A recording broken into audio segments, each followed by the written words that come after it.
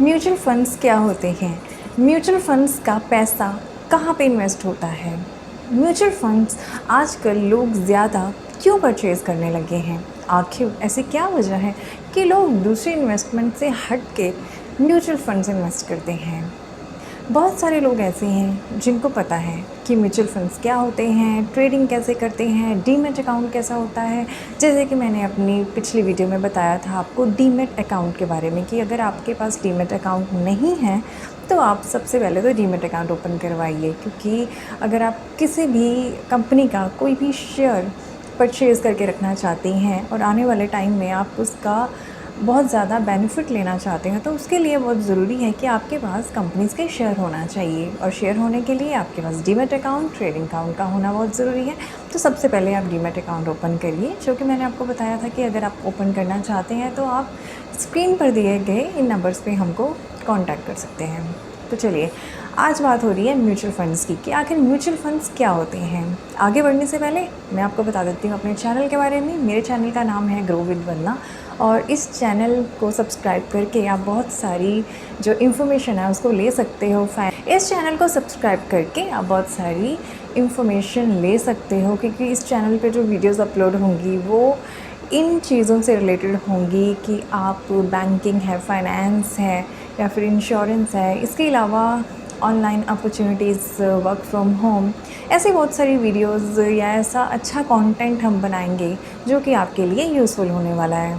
तो देखिए, आज हम बात कर रहे हैं म्यूचुअल फ़ंड्स के बारे में। म्यूचुअल फ़ंड्स क्या होते हैं? देखिए, अगर कोई पर्सन बैंक में जाके निवेश करता है, इन्वेस्टमेंट करता है, तो उसको साल भर में कितना इंटरेस्ट आता है? 8%, 9%। अगर वो एफडी में भी कराता है तो उसको इतना इंटरेस्ट आता है। लेकिन अगर आप पैसा म्यूचुअल फंड्स में डाल देते हैं तो आपका पैसा जो बैंक की रिटर्न है उससे प्लस हो जाता है। क्यों? आखिर क्या वजह होती है? क्योंकि ये आपका पैसा शेयर मार्केट में लग जाता है। शेयर मार्केट में ऐसे नहीं लगता कि आपने जैसे किसी कंपनी का इंडिविजुअल शेयर लिया और कल को वो डाउन हो गया तो आपका पैसा भी डाउन हो जाएगा। नहीं, म्यूचुअल फंड्स का जो सेगमेंट होता है वो डिफरेंट होता है ट्रेडिंग से, यानी कि वो डिफरेंट होता है शेयर मार्केट से। कैसे? आपको बताते हैं कैसे डिफरेंट होता है। देखिए, म्यूचुअल फंड्स में क्या होता है, सपोज़ 100 पीपल जो 1000 रुपीज़ पर मंथ निकाल रहे हैं, तो वो सारे जने एक बैंक में जाके या एक कंपनी में जाके म्यूचुअल फ़ंड करवा लेते हैं, और वो जितना भी पैसा है वो एक म्यूचुअल फ़ंड बन जाता है, यानी कि सब लोगों का मिला जुला फ़ंड। मैंने पैसे दिए, आपने पैसे दिए, उन्होंने पैसे दिए, मतलब सब का मिला के जो एक पूल बन जाता है फ़ंड का, वो एक फ़ंड मैनेजर को दे दिया जाता है। और वो जो फ़ंड मैनेजर होता है वो ऐसे ही नहीं होता कि आपका पैसा कहीं भी लगा देगा। वो बिल्कुल देखेगा कि आपका पैसा कौन से शेयर्स में कहाँ पे डालना पड़ेगा, और वो आपका पैसा एक ही शेयर में नहीं डालेगा, वो पैसा अलग अलग जगह पे डाइवर्सिफाई हो जाएगा। वो फ़ंड मैनेजर क्या करेगा, आपका नहीं, मतलब जो भी वो म्यूचुअल फ़ंड जिन्होंने उस जैसे उस कंपनी का म्यूचुअल फ़ंड लिया हो तो वो देखेगा मैं उस अमाउंट का कुछ शेयर मैं इसमें डाल दूँ, कुछ अमाउंट जो है मैं इसमें डाल दूँ, कुछ अमाउंट इक्विटी में चले जाती है, कुछ डेट में चले जाती है। तो उससे क्या रहता है, जो म्यूचुअल फंड्स में इंटरेस्ट आता है वो बैंक के कंपैरिजन एक अच्छा खासा रिटर्न जो है एक कस्टमर को मिल जाता है। कैसे?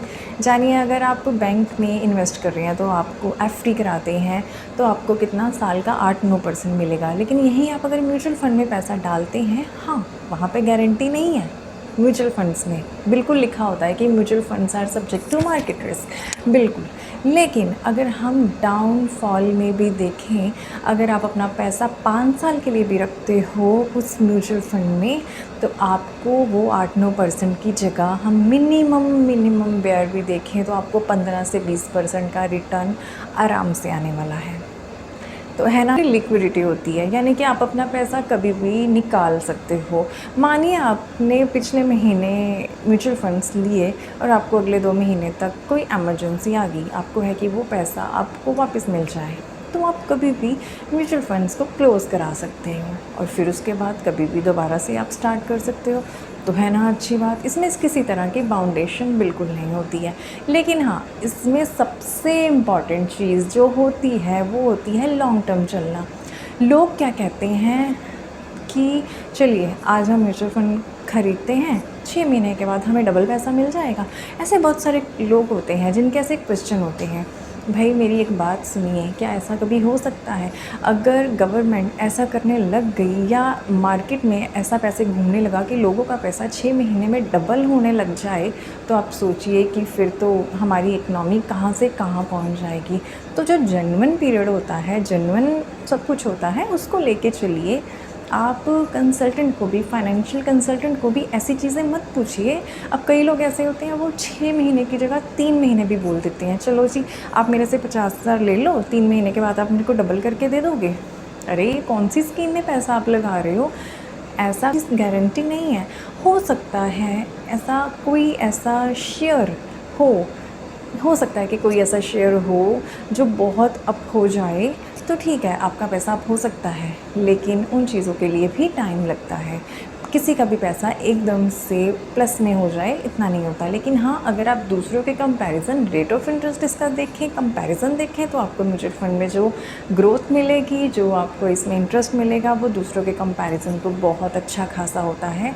आप अगर इसको लॉन्ग टर्म लेके चलते हैं, 3 साल, 5 साल, 8 साल, 10 साल, आप लॉन्ग टर्म लेके चलिए। अपने बच्चों के लिए इन्वेस्ट कर रहे हैं म्यूचुअल फंड्स में, सोचिए आज आपका बच्चा 5 साल का है, आपको अगले 20 साल तक पैसे चाहिए, डालिए म्यूचुअल फंड में और देखिए दैट टाइम आपको एक कितना अच्छा रिटर्न आपको वापस मिलेगा। तो ये होता है म्यूचुअल फंड का पैसा। कैसे लोग कहते हैं ना 15-20 सालों में भाई आपका पैसा इतना ज़्यादा कैसे हो जाता है? बिल्कुल होता है, और वो सारा सेगमेंट म्यूचुअल फंड में आता है। तो अगर आप म्यूचुअल फंड से रिलेटेड कोई भी जानकारी